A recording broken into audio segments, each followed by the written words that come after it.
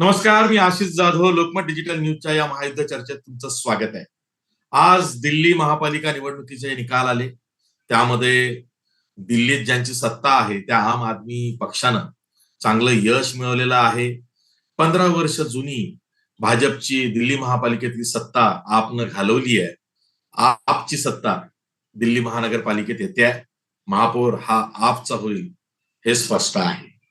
प्रश्न फक्त इतकाच आहे का? नाही. जे एक्झिट पोल गुजरात निवडणुकीचे आलेले आहेत त्यामध्ये आपला 18 ते 20% मतं मिळू शकतात असा एक अंदाज वर्तवला गेला. उद्या 8 डिसेंबरला गुजरात बरोबरच हिमाचल प्रदेशच्या निवडणुकीचा निकाल आहे. त्यामध्ये आप काय करतं याकडे सर्वांचं लक्ष आहे. जर का आज दिल्ली महापालिकेतलं यश आणि गुजरातमध्ये 18 ते 20% मतं आप जर का मिळवत असेल तर मग 2024ला मोदींना खरंच चॅलेंज नाही आहे. पण मोदींच्या समोर जे चॅलेंजर उभे राहतील त्यामध्ये अरविंद केजरीवाल हे सुद्धा असू शकतात अशी चर्चा त्या निमित्तानं सुरू आहे.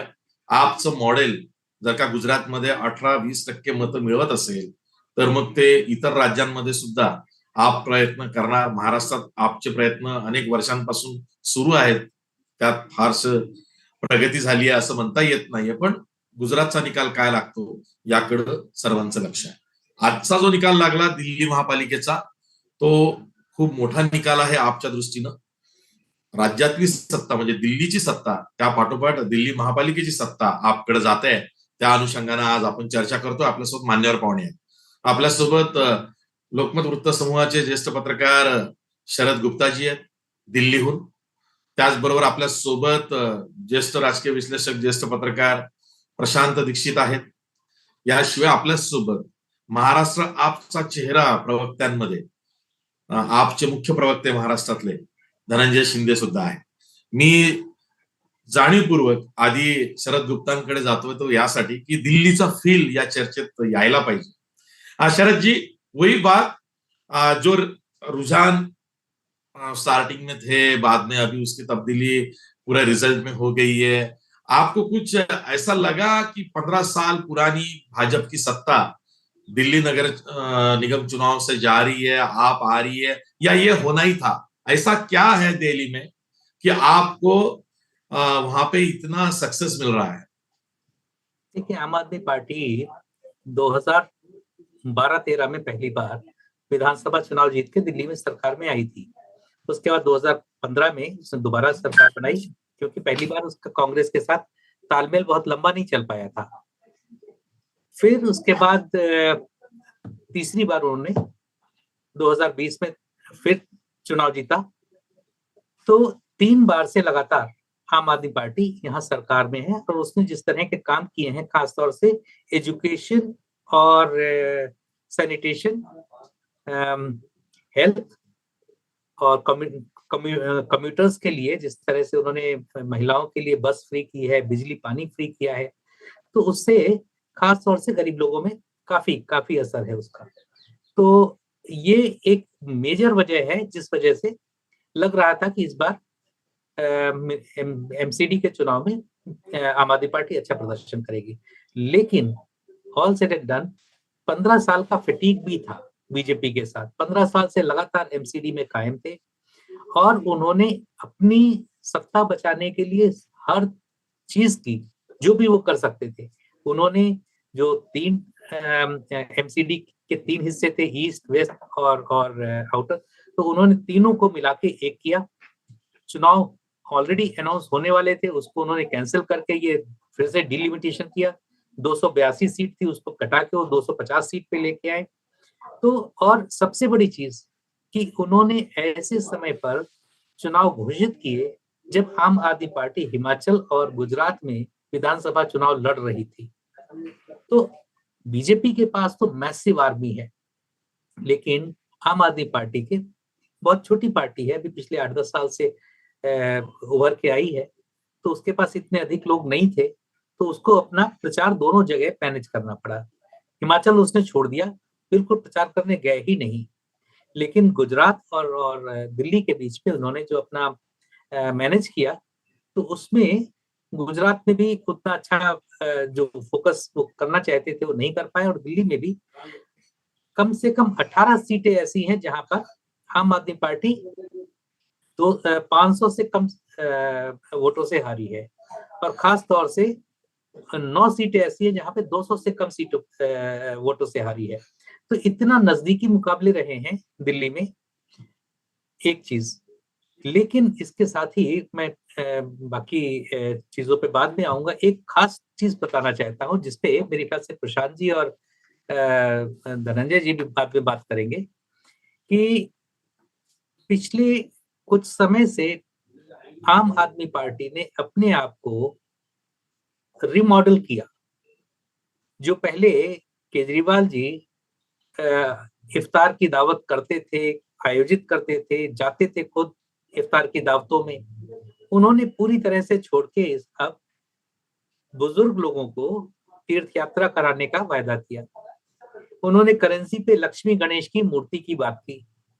तो यही वजह है कि ये जो 250 सीटों के लिए आज रिजल्ट आए हैं, इसमें से सिर्फ 12 मुस्लिम जीते हैं, जिसमें से 6 आम आदमी पार्टी के और 6 कांग्रेस के हैं। कांग्रेस टोटल 9 सीट जीती है, जिसमें से 6 मुसलमान हैं। तो ये आम आदमी पार्टी अपने आप को बीजेपी के मॉडल पे ले जाना चाहती है। मैं स्पष्ट तौर पे कह रहा हूँ, इसमें कोई एम्बिग्यूटी नहीं है, क्योंकि जिस तरीके का प्रचार किया है उन्होंने, और जिस तरह से उनके सिर्फ 6 उम्मीदवार जीते हैं, बाकी 134 में से 128 उम्मीदवार हिंदू हैं। तो ये एक बड़ा शिफ्ट है। बिल्कुल बिल्कुल, ये रिमॉडल की थियरी जो है उन्होंने हनुमान चालीसा से शुरू की थी, यानी महाराष्ट्र में भी वो आई और फिर वो चली भी गई, लेकिन ये हनुमान चालीसा से उन्होंने वो शुरू किया था। धनंजय शिंदे आहेत आपल्यासोबत, आपचे प्रवक्ते आहेत धनंजय शिंदे. एकतर तुमचं अभिनंदन, कारण पंजाब नंतर पुन्हा दिल्ली कॉर्पोरेशन मध्ये सुद्धा आपची सत्ता येते. आता डबल इंजिन तुमच्याकडे पण आहे दिल्लीत. जरी मुख्य स्टेशन हे भाजपकडे असलं दिल्लीचं, तरी डबल इंजिन सरकार तुमचं आहे, म्हणजे सांगायला तुमच्याकडे डबल इंजिन आहे. तर यस, धनंजय शिंदे, एक हाही विषय होता जो आता शरद गुप्तांनी मांडला, की तुम्ही प्रचार कसा करता, गेअर्स कसे बदलवता, प्रचारात मुद्दे कोणते आणता, आणि दिल्लीमध्ये जे मुद्दे आहेत ते गुजरातमध्ये दिसले नाहीत, कारण दोन्हीकडचं वातावरण वेगळं आहे. दिल्लीमध्ये दिल्लीचं सरकार आहे आपचं, दिल्ली नगर निगम चुनाव ज्याला आपण महापालिका निवडणूक म्हणतो, तिथे लोकांचे सिव्हिक इश्यूज खूप आहेत, नागरी समस्यांचे, सोयी सुविधांचे प्रश्न आहेत. त्याला घेऊन म्हणजे जे आपले रहिवासी नागरिक आहेत त्यांचं जीवनमान कसं उंचावेल, त्यांना अधिक सोयी सवलती कशा देऊ, सुविधा देताना सुद्धा त्यामध्ये सवलती किती देऊ, रेवडी कल्चर हा सुद्धा एक टपका आपवरती लावला गेला, की आप कुठलाच विचार करत नाही. आपनं असं काय केलेलं आहे की सर्वसामान्य लोक, त्यातल्या त्यात जो असंघटित क्षेत्रातला जो मतदार आहे तो आपकडं शहरी भागामध्ये जाताना दिसतोय. म्हणजे एक आकर्षण भाजपचं शहरी भागातल्या लोकांना आहे असं जेव्हा आम्ही म्हणतो, तेव्हा आपचं सुद्धा शहरी भागातला जो गरीब टप्का आहे त्यांना आकर्षण दिसतंय. असं कसं? म्हणजे केवळ रेवडी कल्चर किंवा जे आहे सरकारचा जो केक आहे त्यातला बहुतेक वाटा आम्ही तुम्हाला देऊ हा विश्वास एखाद्या टप्प्याला मिळाल्यावरती तो तुमच्याकडे वळतोय, नेमकं काय? सर्वप्रथम खूप खूप धन्यवाद. आणि हा विजय अत्यंत विनम्रतेने आम्ही दिल्लीच्या जनतेला आणि कार्यकर्त्यांनी जी अहोरात्र गेल्या जवळजवळ 2 ते 2.5 वर्षांपासून, म्हणजे दिल्लीच्या विधानसभेच्या निवडणुकीच्या निकालानंतर ताबडतोब आम्ही दिल्ली महानगरपालिकेच्या निवडणुकीच्या प्रचाराला सुरुवात केली. तर ह्या सगळ्यांना विनम्रतेने आम्ही अर्पण करत आहोत. सुरुवातीला विनम्रताच असते, नंतर मग ती कुठं जाते कळत नाही. असेल की हे सर्वच पक्षांच्या बाबतीत आहे, ते आपच्या मनात नाही. अच्छा, नो कमेंट. ओके, हा. तर म्हणजे हा जो प्रवास आहे स्पेसिफिकली महानगरपालिकेचा सोबत, म्हणजे 2013 साली आमचे 49 दिवसांचं सरकार होतं. 2015 साली 67 आमदार निवडून आले 70 पैकी, आणि त्याच्यानंतर झालेल्या महानगरपालिकेच्या निवडणुकीमध्ये दिल्लीच्या मतदारांनी वेगळा कौल देऊन पुन्हा एकदा भाजपला संधी दिली. मग 2019 ची लोकसभा झाली आणि 2020 ला पुन्हा एकदा राज्यातील जनतेने दिल्ली विधानसभेमध्ये आम आदमी 70 पैकी 62 ठिकाणी यश दिलं, आणि एक चांगला मोमेंटम असा बिल्ड झाला. कारण 2015 ते 2020 या कालावधीमध्ये जे दिल्लीच्या विकासाचं मॉडेल, जे शिक्षण, आरोग्य, वीज, पाणी, महिला सबलीकरण आणि भ्रष्टाचार विरुद्ध एक म्हणतात ना सुशासन, जे छत्रपती शिवाजी महाराजांनी 350-400 वर्षापूर्वी त्यावेळेच्या स्वराज्य स्थापनेच्या नंतर त्या पिरियडमध्ये आणलेलं, तर ह्या गोष्टी आमच्याकडे एक संचित म्हणून तयार झालं. आणि याच्याच जोरावरती आपण बघितलं असेल की आपण पंजाबमध्ये आपले सरकार आहे पूर्ण, गोव्यामध्ये 2 आमदार आहेत, आणि हा जो एक मोमेंटम होता या सगळ्या विजयाचा, म्हणजे जो आता गेल्या मार्चमध्ये निवडणुका झाल्या, तर भारतीय जनता पक्षाने दिल्ली महानगरपालिकेमध्ये सुरुवातीला तिथे 3 महानगरपालिका होत्या, त्यांचं रिस्ट्रक्चरिंग करून 282चे एकच महानगरपालिका करून 250 असे म्हणजे मतदारसंघ बनवले. आणि जी महानगरपालिकेची निवडणूक मार्चमध्ये व्हायला पाहिजे होती, भारतीय जनता पक्षाने संध्याकाळी 4 वाजता निवडणूक आयोग पत्रकार परिषद घेणार होती या संदर्भात अनाउन्समेंट करण्यासाठी, ती अचानक भारतीय जनता पक्षाकडनं काय मेसेज गेला आणि त्यांना ती शेवटच्या क्षणी पत्रकार परिषद रद्द करावी लागली. आणि ती निवडणूक आपल्याला माहिती आहे मार्च पासून आता डिसेंबर पर्यंत, म्हणजे जवळजवळ 9 महिने पुढे ढकलण्यात आली वेगवेगळ्या कारणांमुळे. त्याचं खरं कारण काय होतं, संविधानिक कारण अजूनही जनतेपर्यंत पोहोचलेलं नाहीये. आणि मग त्या कालावधीमध्ये साम दाम दंड भेद, म्हणजे जेवढं जमेल तेवढं सगळं करून, तुम्हाला कल्पना आहे की दिल्लीसारख्या छोट्या महानगरपालिकेच्या निवडणुकीला सुद्धा भारतीय जनता पक्षाचे 7 राज्यांचे मुख्यमंत्री प्रचारामध्ये होते, अनेक खासदार, केंद्रीय मंत्री. म्हणजे मला तर आठवते की ज्यावेळेस स्वराज्यावरती अफजल खान चाल करून आलेला, त्यावेळेस त्याच्याकडे जसं म्हणजे लाखो सैन्य होतं, भालदार, चोपदार, हत्ती, घोडे, शस्त्रास्त्र. किंवा महाभारताचा जर विचार करायचा झाला तर पांडव विरुद्ध कौरव अशी ही लढाई होती. किंवा रामायणाच्या बद्दल सांगितलं झालं तर जो काही रावण आणि त्याची सेना होती त्याच्या विरोधात राम आणि लक्ष्मण, तर हा त्याचा एक छोटासा मॉडेल होती ही निवडणूक म्हणजे. परंतु ही टूलकिट पण तयार झाली आहे.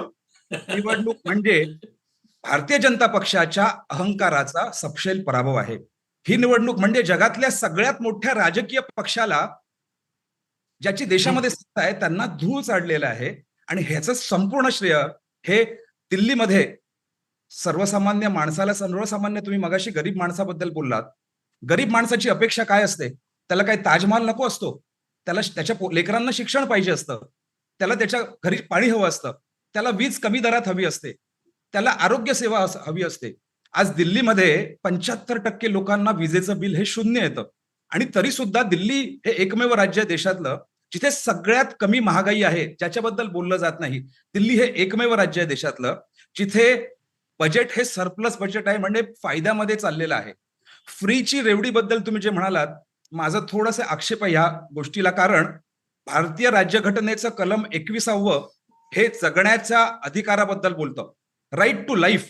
आणि राईट टू लाईफ किंवा जगण्याचा अधिकार प्राप्त करून देण्याची जी जबाबदारी आहे, ही प्राथमिकता ही सरकारची आहे, लोकांनी निवडून दिलेल्या सरकारची आहे. आणि तो म्हणजे राईट टू नुसता लाईफ नाहीये, तर डिग्निफाईड लाईफ आहे.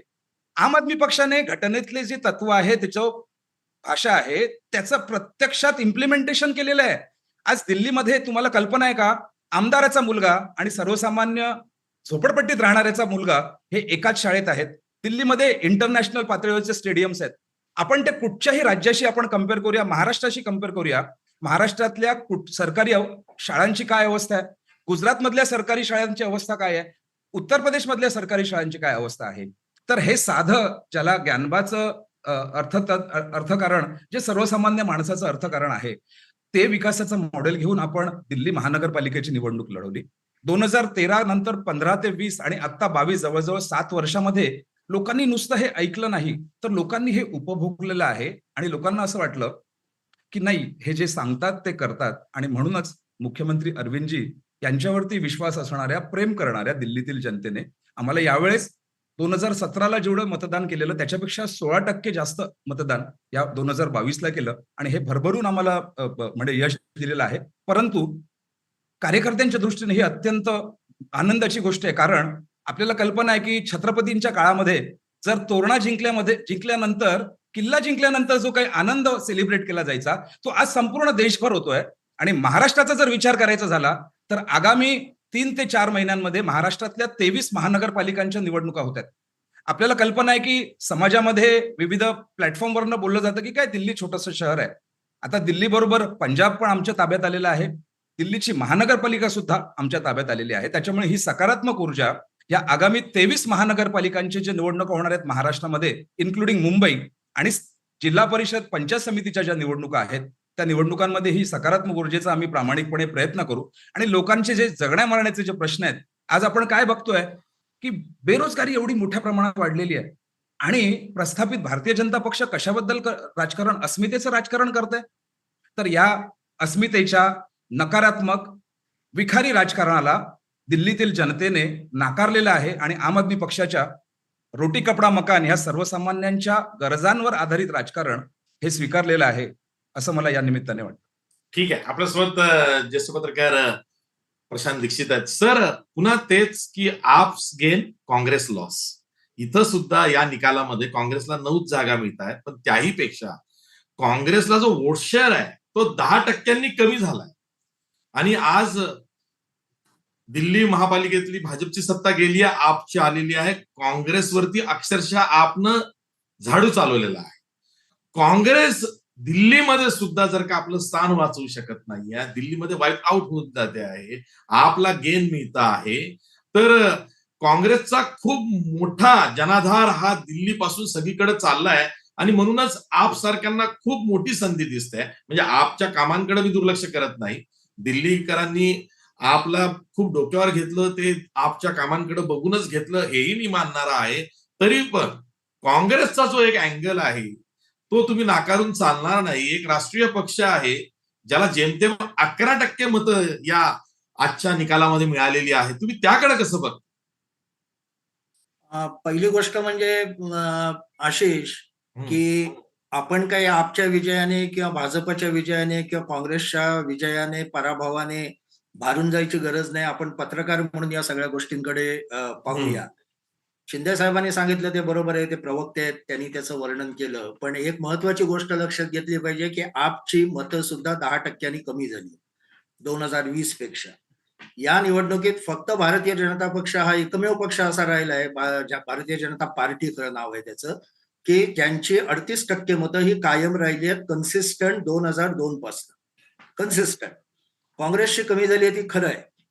त्यामुळे आपला जो एक त्यांच्यासमोर एक जो धोका आहे तोही आपण लक्षात घेतला पाहिजे. आणि तो धोका असा आहे की मुस्लिम वस्त्यांमध्ये त्यांना जी अपेक्षित होती ती मतं मिळालेली नाही. उलट ती मतं पुन्हा काँग्रेसकडे गेलेत. म्हणून जे शरदजींनी सांगितलं की काँग्रेसचे तिथे आमदार निवडून आले, जे आपला अपेक्षित होतं ते झालेलं नाहीये.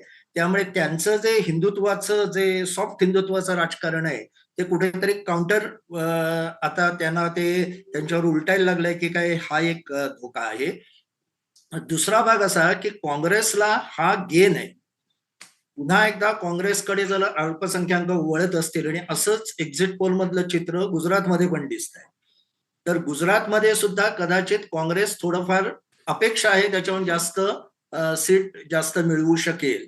कारण कुठेतरी अल्पसंख्याकांना पुन्हा असं वाटायला लागलंय की आपल्या बाजूने उभं राहायलाची ताकद कोणाकडे असेल तर ती काँग्रेस पक्षाकडे. आता तो पेच पुन्हा काँग्रेस समोर येणारच आहे की त्यांनी पुन्हा मागच्या वेळेसारखं म्हणजे दिग्विजय सिंगांची लाईन घ्यायची का सॉफ्ट हिंदुत्व ही अरविंद केजरीवालांची लाईन घ्यायची, कारण त्याच्यावर त्यांचं पुढचं राजकारण आहे. भाजपासमोर तो प्रश्नच नाहीये. त्यांनी सरसकट आपलं हिंदू भस्म लावूनच उभे आहे. संपूर्ण हिंदू बहुसंख्याकांचं राजकारण याच्यावरच त्यांनी सगळा भर दिलेला आहे. त्यामुळे ही लढाई आता खूप आप आणि काँग्रेस मधली इंटरेस्टिंग होणार आहे. दुसरा भाग असा की दिल्लीमध्ये खूप जी काही डेव्हलपमेंट झाली आहे ती प्रामाणिकपणे, शरदजी तर त्याच्यावर अधिक चांगलं सांगतील, प्रामाणिकपणे सांगायचं तर ती शीला दीक्षितांनी घडवून आणलेली. दिल्ली जी मोठ्या प्रमाणात बदलली ती 15 वर्षाच्या शीला दीक्षितांच्या कालखंडात बदलली.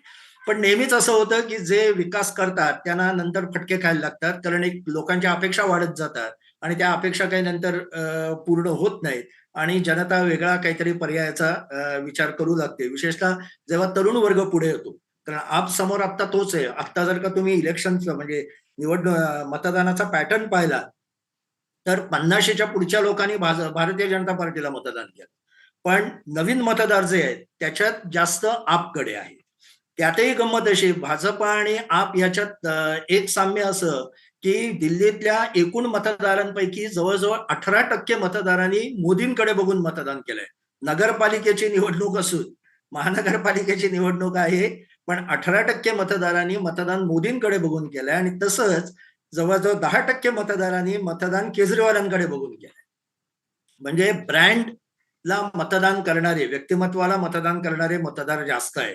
हे जरी निवडणुकीत शेवटी यशासाठी महत्वाचं असलं तरी पक्ष म्हणून या काही धोक्याच्या गोष्टी असू शकतात. म्हणजे भारतीय जनता पार्टीच्या मतातनं 18% मतं कमी केली विदाऊट मोदी, तर त्यांना किती जागा मिळतील, आणि आप म्हणणं 10% कमी केली तर त्यांना किती जागा मिळतील, असा पुढचाही विचार करायला लागतो. आणि तिसरा भाग असा की शिंदे साहेब म्हणाले ते बरोबर आहे की फक्त दिल्लीकडे तुम्ही महानगरपालिकेची निवडणूक म्हणून बघू नका, कारण दिल्ली हा शेवटी एक देशाचा आयकॉन असतो. ती आहे शेवटी महानगरपालिकाच. मुंबई इतकी, मुंबईहून सुद्धा अजून लहान आहे. म्हणजे जर का आपण आर्थिक व्यवहार पाहिले तर मुंबईहून सुद्धा ती लहान आहे, पण शेवटी ती दिल्ली आहे. अण्णा हजारेंचं आंदोलन जर का मुंबईतल्या आझाद मैदानात झालं तेव्हा त्याला किती प्रसिद्धी मिळाली आणि त्या रामलीलावर गेल्यावर किती प्रसिद्धी मिळाली, यातनं आपण फरक समजू शकतो. त्यामुळे तिथला विजय हा खूप चर्चेचा होतो. पण त्याचबरोबर हेही खरं आहे की तिथलं सरकार हे जवळपास 60% आर्थिक त्याचा भार हा केंद्र सरकार उचलतं. म्हणजे आम आदमीला तिथे पोलिसांवर खर्च करावा लागत नाही, आम आदमीला तिथे अन्य अनेक गोष्टींवर खर्च करायला लागत नाही, कारण ते केंद्र सरकारने जबाबदाऱ्या उचललेल्या असतात. त्यामुळे नॅचरल आहे की बजेट सरप्लस होऊ शकतं. पंजाबमध्ये तसं होत नाहीये. पंजाबमध्ये शिंदे साहेब सांगतील, कबूल करतील जर का त्यांना माहित असेल तर, 9,000 कोटी रुपये गेल्या 5 महिन्यात कर्ज उचललेलं आहे आणि पगार पण मिळालेला नाहीये काही वेळेला. त्याचं कारण असं की राज्याचं, म्हणजे मी त्याच्याबद्दल दोष देत नाही, काय आम आदमीने झटपट बदलावं असं नाही, पण तुम्ही फ्रीबीज देता तेव्हा पैसा आधी उभा करायला लागतो. हा उभा केलेला जात नाहीये. आणि तिसरी या निवडणुकीतली एक गंभीर ही अशी आहे की मध्यम वर्ग किंवा इतर 50% फक्त मतदान झालंय. 50 ते 52% असेल, शरदजी करेक्ट करतील मला, पण मतदानाच्या आकडेवारी खूप कमी आहे. इव्हन गुजरातमध्येही तसंच आहे.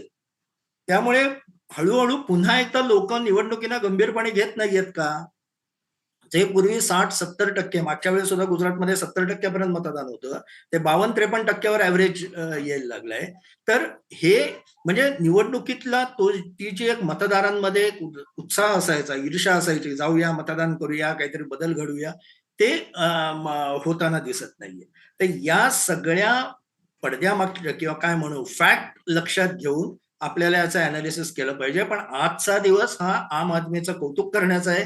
त्यांनी आपलं मार्किंग तिथे केलेलं आहे आणि त्यांनी अगदी बरोबर सांगितलं की भाजपाने ज्या द्वेषाने निवडणूक लढवली होती, पण ती तशी लढवली नसती तर त्यांना 104 जागा पण मिळाल्या नसत्या.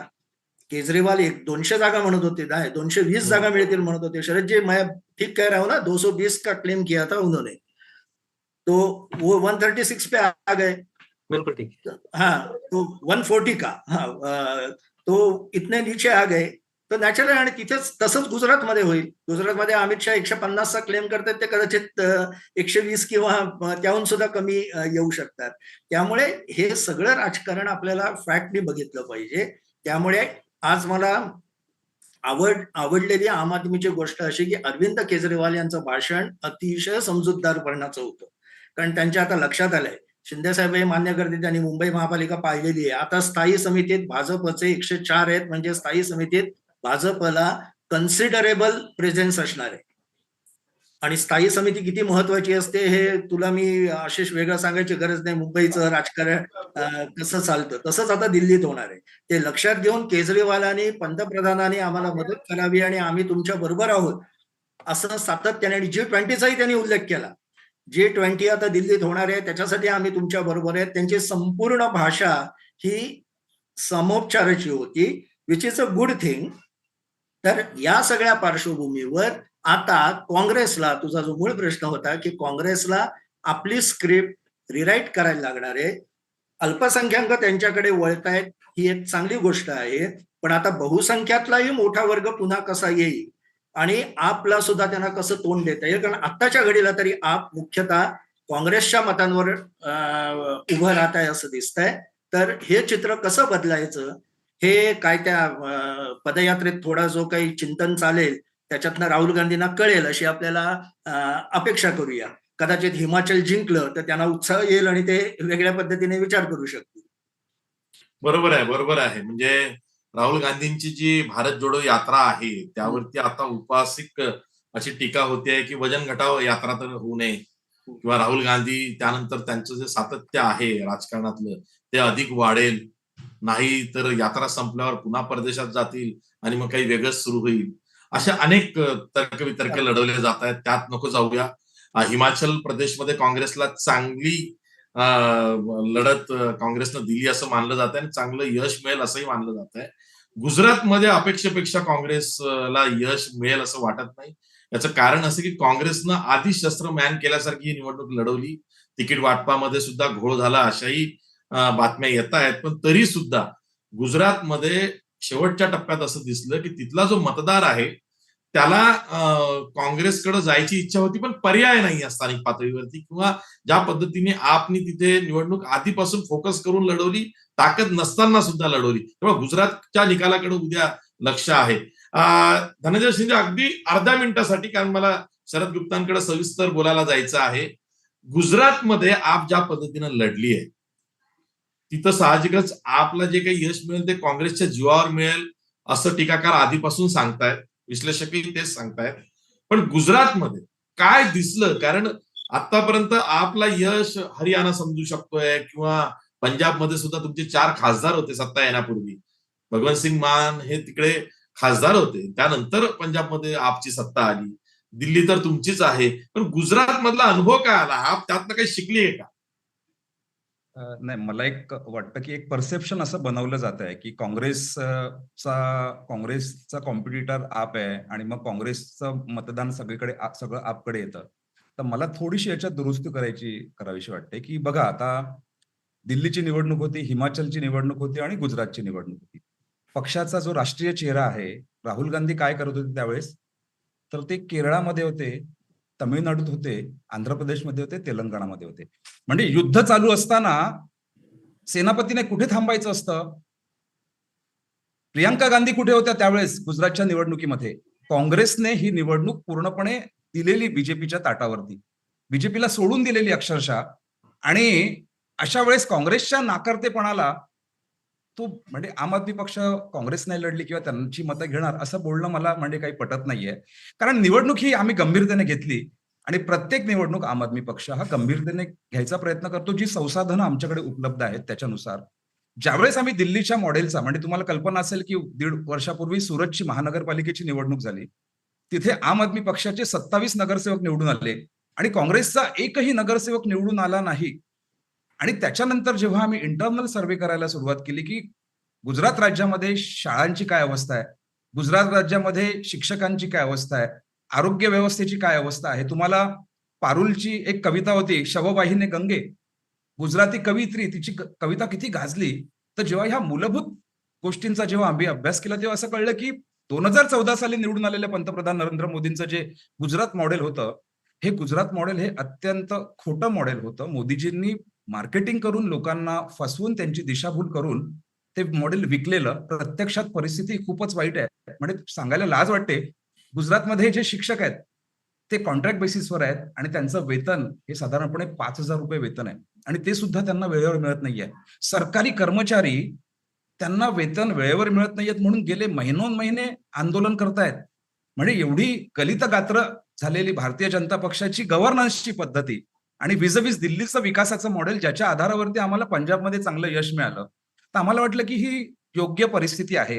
कारण काँग्रेसने मॅच पूर्णपणे दिलेली आहे त्यांना, भारतीय जनता पक्षाला.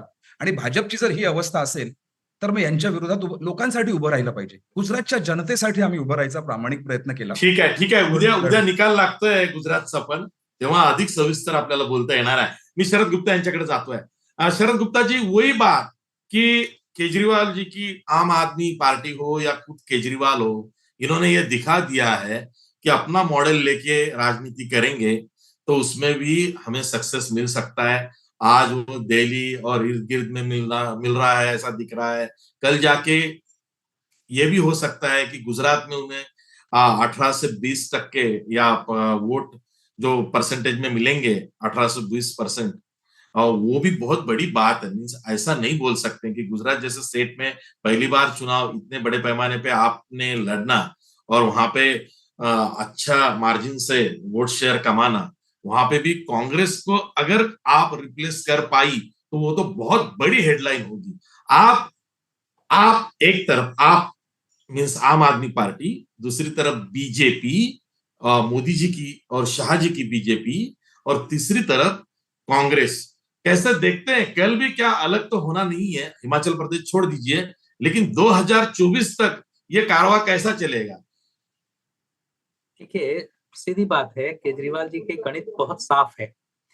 उनका मानना है कि अगर 2 राज्यों में अभी सरकार है, अभी एमसीडी में भी जीत गए हैं, गोवा में ऑलरेडी 6% से ज्यादा वोट मिला है, गुजरात में 6% से अधिक वोट मिलेगा तो राष्ट्रीय पार्टी बन जाएगी। तो कांग्रेस की अभी 2 राज्यों में सरकार है, कुछ राज्यों में उसकी 2-3 राज्यों में मिली-जुली सरकार चल रही है। अगर गुजरात में अच्छा प्रदर्शन रहता है तो आम आदमी पार्टी धीरे-धीरे अपने को कांग्रेस का replacement as a national party देख रही है, क्योंकि अभी आप देखिए कोई भी ऐसी राष्ट्रीय पार्टी नहीं है बीजेपी के अलावा जो कई राज्यों में लड़ रही हो। मतलब कांग्रेस के अलावा, कांग्रेस और बीजेपी 2 पार्टियां हैं, अगर कांग्रेस पीछे हो जाती है, उसकी सरकारें चली जाती हैं, क्योंकि अब अगले 1 साल के अंदर चुनाव होना है, कर्नाटक में भी चुनाव होना है, मध्य प्रदेश में चुनाव होना है, छत्तीसगढ़ में चुनाव होना है, तो जहां-जहां उसकी सरकारें हैं, झारखंड में भी चुनाव होना है, तो जहां-जहां सरकारें हैं, सारी जगह चुनाव होने हैं अगले 1 साल के अंदर। तो ऐसे में स्थितियां बदलेंगी, और अगर आम आदमी पार्टी के पास 2 राज्यों में सरकार है और 1 राज्य में अगर वो मुख्य विपक्षी पार्टी बनकर गुजरात में उभर सकती है, तो उसका दावा एज अ नेशनल पार्टी कहीं ज्यादा मजबूत होगा, और Kejriwal will be pitted against Narendra Modi as a prime ministerial candidate. ये आम आदमी पार्टी की स्ट्रेटजी है, तो इसमें कोई बुरा नहीं है, और यही एक वजह है कि Aam Aadmi party is keeping itself away from the opposition unity moves. हालांकि आज संसद सदन के लिए जो मीटिंग हुई थी उसमें आम आदमी पार्टी भी पहुंची थी, लेकिन अधिकतर जगहों पर, और ये स्पष्ट कह दिया है केजरीवाल जी ने कि हमें विपक्ष की एकता में कोई इंटरेस्ट नहीं है। बस वो कुछ जगह ऐसी हैं जहां पे उनके मित्र हैं, जैसे पश्चिम बंगाल है या शायद हरियाणा में भी, लेकिन बाकी जगहों पर आम आदमी पार्टी हर जगह, हर राज्य में चुनाव लड़कर अपना वोट शेयर बढ़ाना चाहती है, अपना संपर्क बढ़ाना चाहती है, और वो एक राष्ट्रीय पार्टी, एक बीजेपी के मुकाबले एक राष्ट्रीय पार्टी बनकर उभरना चाहती है, जो सीधे सीधे बीजेपी को हर राज्य में चैलेंज करे। वो सिर्फ अब कांग्रेस को रिप्लेस करके उसको खुशी नहीं है। एक दूसरी चीज मैं धनंजय जी से भी जानना चाहूंगा कि जब आम आदमी पार्टी बनी थी तो वो सत्ता बदलने के लिए नहीं बनी थी, वो व्यवस्था बदलने के लिए बनी थी, सिस्टमेटिक चेंज लाना था।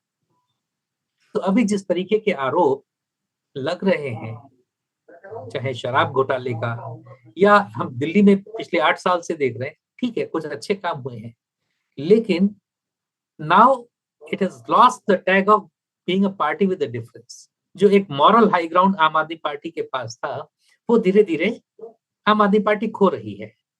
It is becoming like any other party, चाहे वो कांग्रेस हो, चाहे बीजेपी हो, या आम आदमी पार्टी।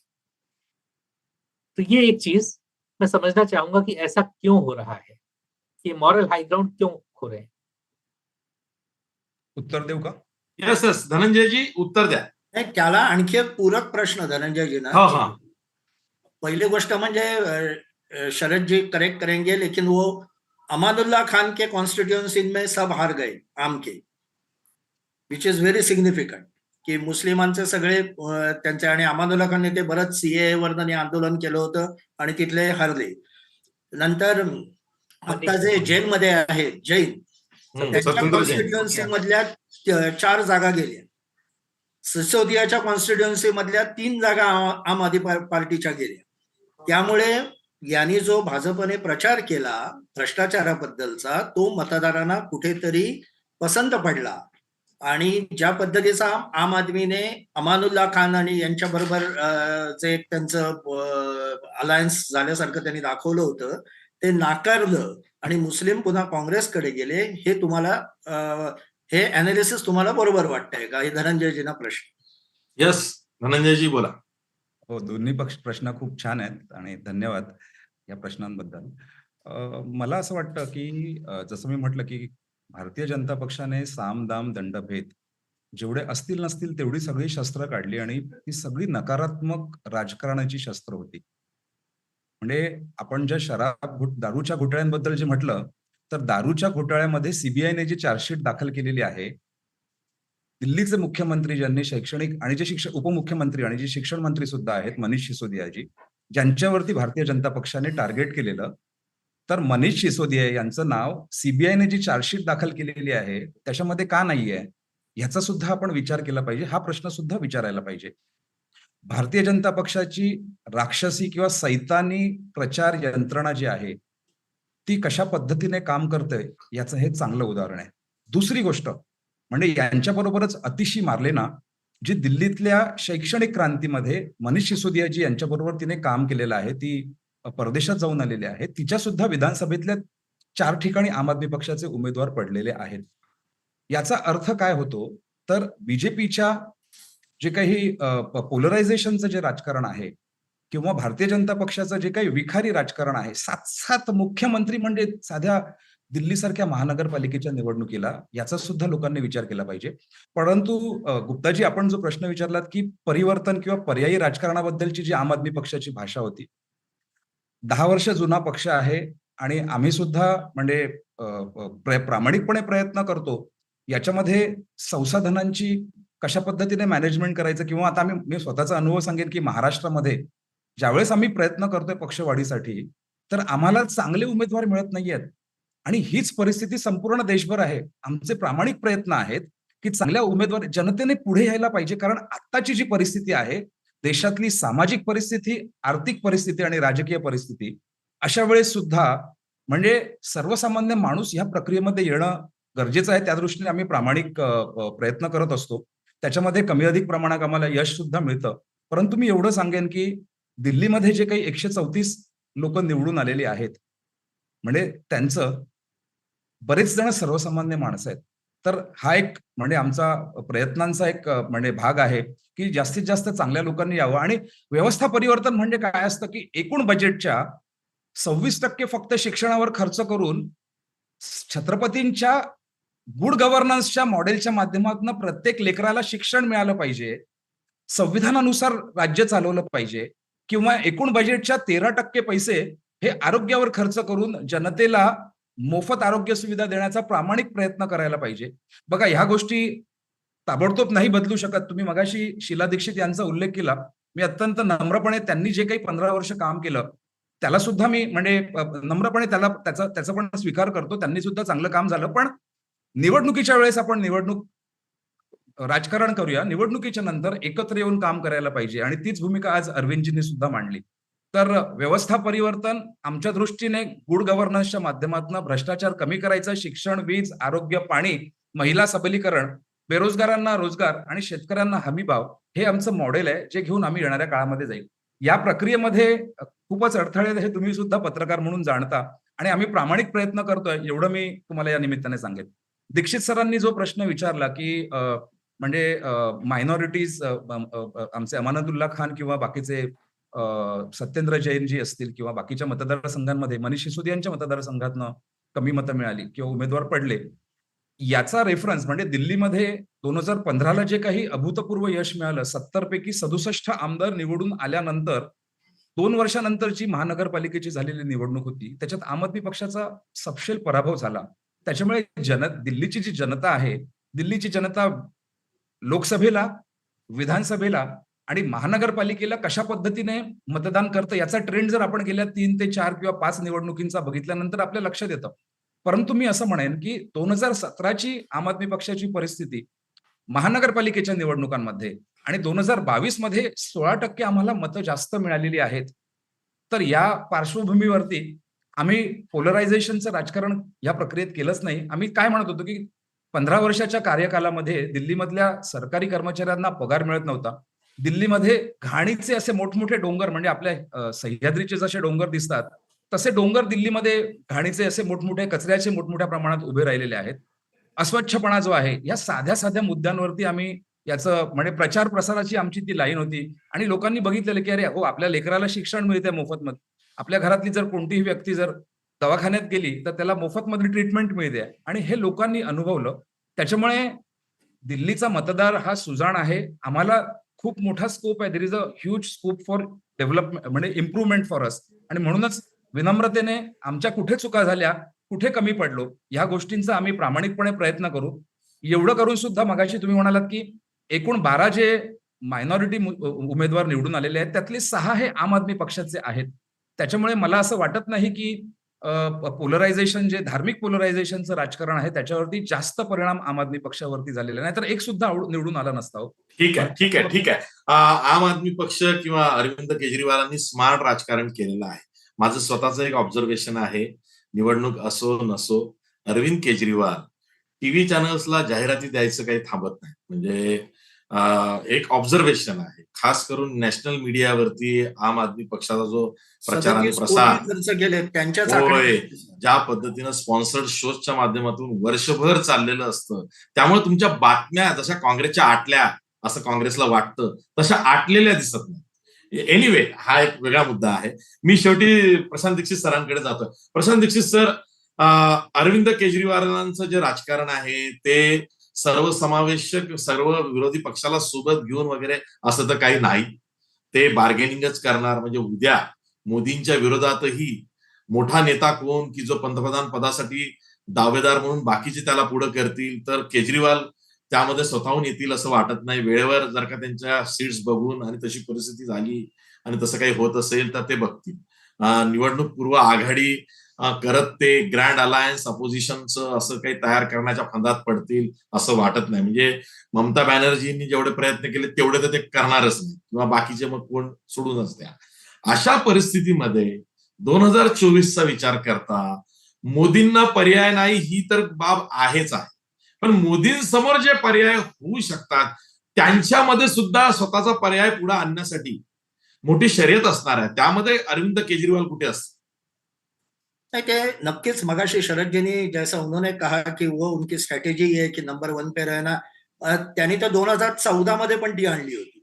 ते वाराणसीला जाऊन मोदींच्या विरोधात उभे राहिले होते आणि झाडून काढू मोदींना म्हणून त्यांनी सांगितलं होतं आणि 3.5 लाखांनी पराभव करू मोदींचा असं म्हणाले होते. इनफॅक्ट 3.5 लाखांनी केजरीवालांचा पराभव झाला, परंतु त्यांना 2 लाख मतं मिळाली होती.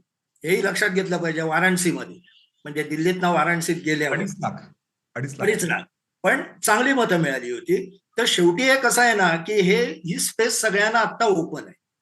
विरोधी पक्षात ही स्पेस सगळ्यांना ओपन आहे. पण गेले काही दिवस ऑल ऑफ अ सडन काही ज्या घडामोडी घडतायत, म्हणजे ममता बॅनर्जी अचानक मोदींबद्दल सॉफ्ट झाले. म्हणजे पूर्वीचे जितका आक्रमक ते होते त्या पद्धतीने ते होत नाहीये. डीएमके मध्ये सुद्धा थोडंफार ते बॅकफुटलाय. कुठेतरी एक प्रत्येक जण आता नॅरेटिव्ह शोधायचा प्रयत्न करतोय. आम आदमी पार्टीचा समोर मोठा प्रश्न हा पुन्हा नॅरेटिव्हचाच आहे, कारण त्यांच्याकडे कुठलीही आयडिओलॉजी नाही. मैं सर्वश्रेष्ठ इमानदार हूं, माझ्या मागे भगतसिंग आहेत आणि बाबासाहेब आंबेडकर आहेत. पण याच्यावर सरकार नाही चालवता येत ना. म्हणजे शिंदे साहेबांचा आदर करून मी म्हणतो की सगळं फ्रीबीज तुम्ही देऊ शकता, पण कॅपिटल एक्सपेंडिचरचं काय? ते पैसे आणणार कुठून?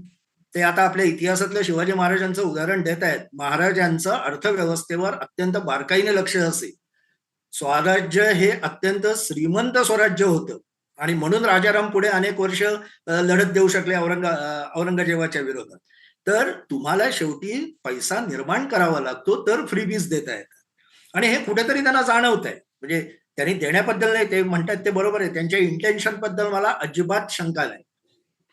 इंटेन्शन अतिशय चांगलं आहे आणि मध्यम वर्गाचा असा एक वजनदार आवाज उठवणारा, म्हणजे आता ऍक्च्युली आम आदमी पार्टीला ती संधी आहे असं मला वाटतं. कारण आपल्या मोदींचं असं झालंय की ते अर्थव्यवस्थेत पूर्ण डावे आहेत आणि सांस्कृतिक याच्यात पूर्ण उजवे आहेत.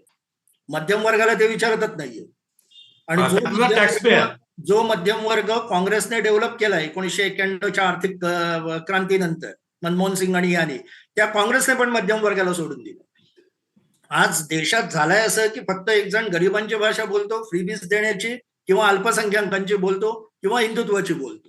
पण हा जो मध्यम वर्ग तुझ्या माझ्यासारखा, शरदजनसारखा सगळा हा झालेला आहे, जो कोविडच्या काळात सर्वात जास्त फटका ज्या वर्गाला बसलाय, त्या वर्गाचा आवाजच नाहीये कुठे.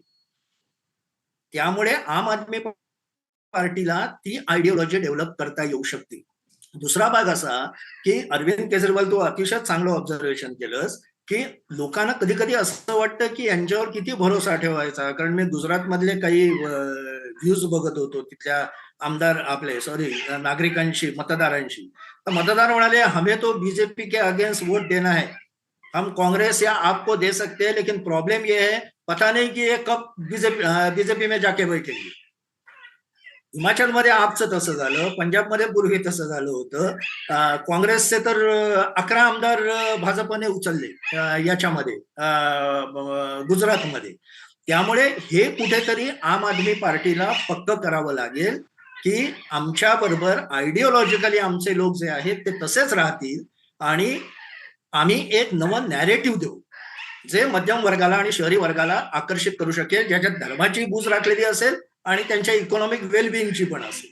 असं काहीतरी पुढे आलं तर आम आदमीला मोठं फ्युचर आहे, आणि ते मोदींना आव्हान देऊ शकतात असं वाटतं मला. यस, उद्याचा दिवस खूप महत्वाचा आहे. उद्या गुजरात आणि हिमाचल प्रदेशच्या निवडणुकांचे निकाल आहेत.